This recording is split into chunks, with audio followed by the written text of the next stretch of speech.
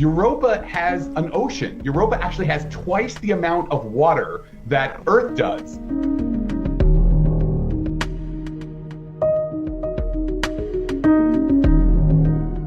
Water covers 71% of the Earth's surface and is also essential for life.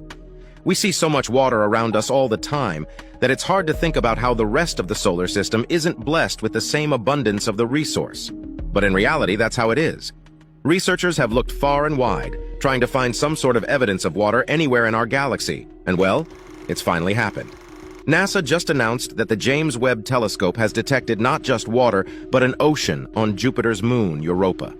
And this revolutionary discovery changes the way scientists have looked at space as a whole. Join us as we dig deeper into this discovery and how it's affecting the world of science as a whole. Jupiter isn't just a regular planet. It's basically one of the most fascinating giants in our solar system. With a diameter of 143,000 kilometers, it towers over our planet, being almost 11 times larger in size. To put Jupiter's volume in perspective, it's estimated to be over 1,431 times bigger than Earth's volume, showcasing its colossal nature. In fact, its size is so massive that it exceeds the combined volume of all the other planets in our solar system. That also means that it's got a powerful gravitational field too, exerting a pull that is over 2.5 times stronger than Earth's gravity. Jupiter's gravitational pull is a force to be reckoned with. With a gravity of approximately 24.79 meters per second square, more than double that of Earth, it significantly affects the behavior of objects and potential visitors to the planet. This immense gravitational force also plays a crucial role in shaping Jupiter's dynamic atmosphere and intriguing weather patterns, including its iconic bands of clouds and swirling storms, most notably the Great Red Spot. But one of the most intriguing things about Jupiter is its sheer number of moons. In total, Jupiter has an impressive count of 80 moons, with 57 officially recognized by the scientific community. The remaining 23 moons are awaiting confirmation and formal naming by the International Astronomical Union, but soon those too will be official moons. Among Jupiter's vast moon collection, the 4 largest moons hold a special status known as the Galilean moons. These moons, Io, Europa, Ganymede, and Callisto, were independently discovered by Galileo Galilei and Simon Marius in 1610, marking a pivotal moment in the history of astronomy. The Galilean moons stand out not only for their historical significance, but also for their substantial size. In fact, they rank among the largest objects in our solar system, surpassing even known dwarf planets in terms of mass. So it's safe to say that these guys are huge. The innermost Galilean moons, Europa and Ganymede, exhibit a fascinating orbital resonance with each other. This means that their orbital periods follow a harmonic relationship, with Ganymede completing its orbit twice for every one orbit of Europa, and Io orbiting 4 times within the same duration. This adds a touch of celestial harmony to Jupiter's moon system. Jupiter's moon population extends beyond the Galilean quartet. It's estimated that Jupiter harbors around 100 irregular moons with diameters exceeding 1 kilometer, along with an additional 500 smaller retrograde moons with diameters as small as 0.8 kilometers. These irregular moons often possess irregular shapes due to their weaker self-gravitational forces, showcasing the diverse forms present in Jupiter's moon family. Each of Jupiter's moons exhibits unique characteristics in terms of size, composition, and geological features. Ganymede is the largest moon in our entire solar system, making it a true giant among moons. Its substantial dimensions contribute to its status as an intriguing world to explore and study. But Europa is where things take an interesting turn. As the 6th largest moon in the entire solar system and the 4th largest satellite of Jupiter, Europa holds a significant place in the world of science. One of the most unique features of Europa is its remarkably smooth surface. In fact, it actually has the smoothest surface of any solid body in the entire solar system, so there's a distinct lack of rugged terrain or prominent features, which is usually what you'd see on most of the planets in the solar system, like Mars. Despite its generally smooth appearance, Europa's topography exhibits intriguing patterns.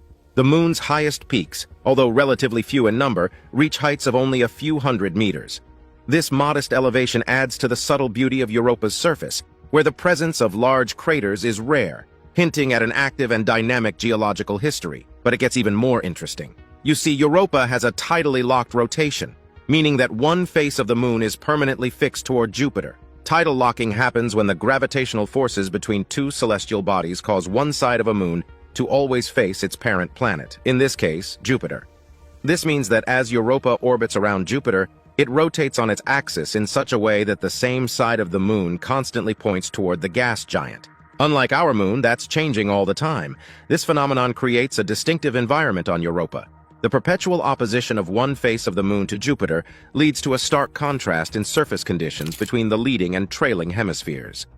The leading hemisphere faces the direction of Europa's motion around Jupiter, experiencing higher tidal forces, while the trailing hemisphere faces away from the direction of motion, experiencing much lower tidal forces. The tidal forces exerted by Jupiter caused the deformation and flexing of Europa's interior. That's because there's constant stretching and squeezing due to these tidal forces generating heat within the moon, a process known as tidal heating. This tidal heating plays a crucial role in maintaining Europa's geological activity and shaping its characteristic features. Compared to Earth's moon, Europa is slightly smaller in size. It's believed to have a layered structure that consists of an iron core, a rocky mantle, and a remarkable feature that no one saw coming, a vast ocean of salty water beneath its icy crust. This subsurface ocean is estimated to be incredibly deep, ranging from approximately 40 to 100 miles, making it several times deeper than Earth's oceans. The subsurface ocean of Europa is believed to harbor an astonishing amount of water, estimated to be around twice the volume of Earth's combined oceans. This vast reservoir of liquid water holds great significance, as water is a fundamental ingredient for life as we know it. The potential habitability of Europa's ocean has made it a prime target for further exploration and investigation. But how can we even be sure that there's an actual ocean on the moon? Multiple lines of observation and scientific research have come together to dig deeper to confirm its existence. Particularly, data from the Hubble Space Telescope, and later on the James Webb Space Telescope, strongly suggests the existence of a global ocean beneath Europa's ice. Plus, spectroscopic measurements play a crucial role in studying Europa's composition and understanding the nature of its surface and its connection to the subsurface ocean. This technique involves carefully analyzing the light reflected or emitted by Europa across a range of wavelengths, providing valuable information about the chemical and physical properties of the moon's surface materials. When the spectral signatures of Europa are carefully examined, scientists can detect the presence of water ice, which is abundant on the moon's surface. Water ice is a key component, indicating the prevalence of frozen water in the form of ice crystals or ice grains. The identification of water ice is significant because it implies the existence of a water source that may extend beyond the surface layer. In addition to water ice, spectroscopic measurements have revealed the presence of salts on Europa's surface. These salts are thought to originate from the subsurface ocean, as they could have been brought to the surface through processes such as cryovolcanism or geologic activity. That's not all. Spectroscopic analysis has also indicated the presence of organic molecules on Europa's surface. Organic molecules consist of carbon-based compounds and are the literal building blocks of life. That's why it's so important to study the specific spectral signatures of different materials. With that, the researchers can gain insights into the composition, distribution, and properties of Europa's surface. They can determine the relative abundances of various compounds and identify variations in their spatial distribution. Spectroscopic measurements are typically conducted using instruments aboard spacecraft that pass by or orbit Europa.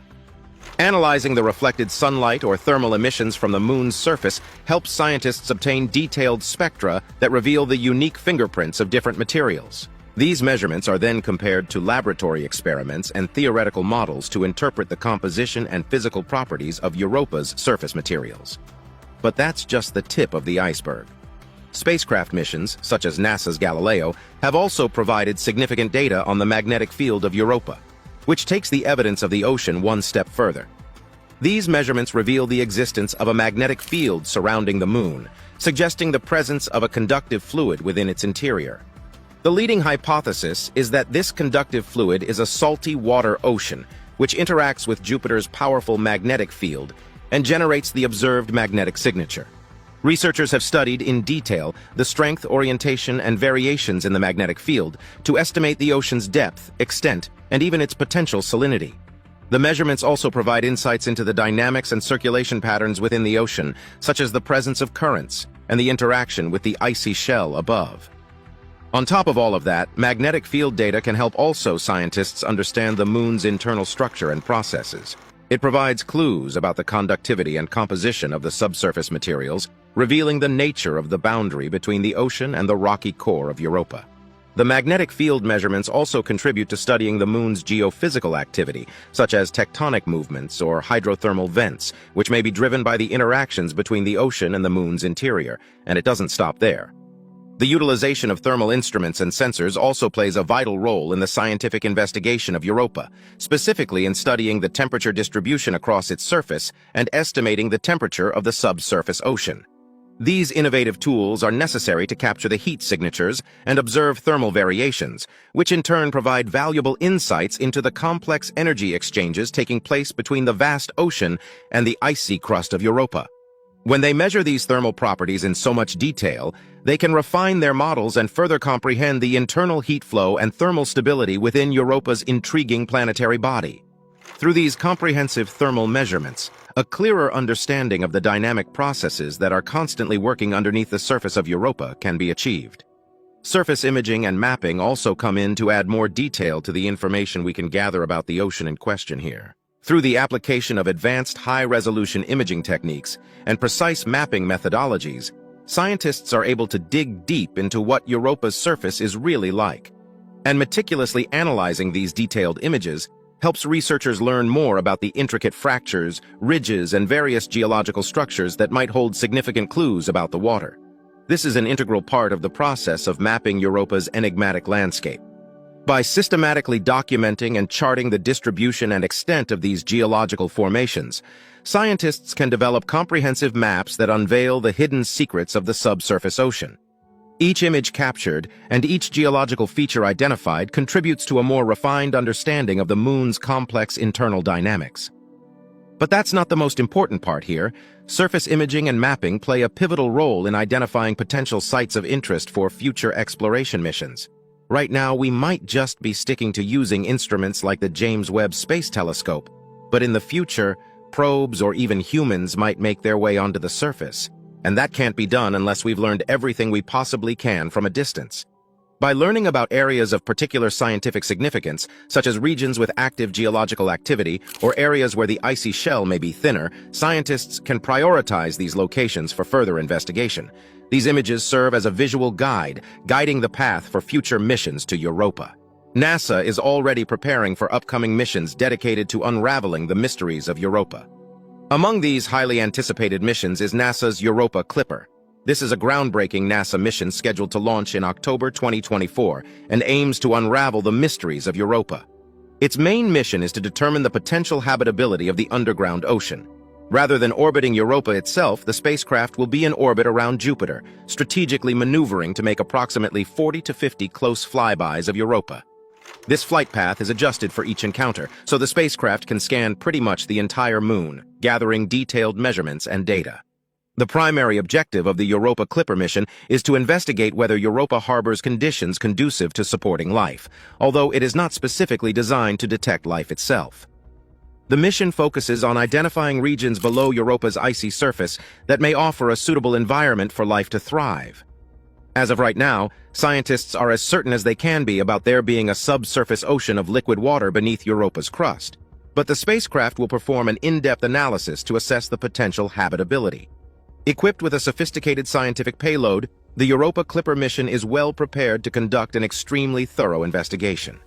The spacecraft will carry a bunch of advanced instruments specifically designed to gather crucial data and lead the way for there to be detailed studies of Europa's surface and subsurface. These instruments will capture detailed measurements, analyze the moon's magnetic field, study surface temperatures, investigate the thickness and composition of the icy crust, and provide a comprehensive understanding of Europa's intriguing characteristics. Basically, everything we've been doing from a distance, but up close. Over the course of its 3.5-year mission, the Europa Clipper will conduct 44 flybys of Europa, ranging from altitudes of 25 to 2,700 kilometers. Each flyby will offer an opportunity to collect vital information and further explore the moon's potential habitability.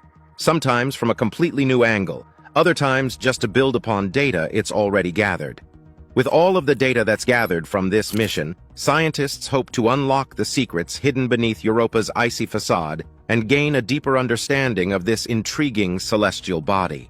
The Europa Clipper mission holds great promise in expanding our knowledge of potentially habitable environments in our solar system and bringing us closer to answering profound questions about the existence of life beyond Earth. Maybe there's a whole civilization hiding under the ice, but we'll have to wait for the Europa Clipper to actually get a confirmation. So what do you think? Is it really possible? Let us know in the comments below. If you like this video, please give it a thumbs up and subscribe to our channel for more videos just like this. We'll see you in the next one.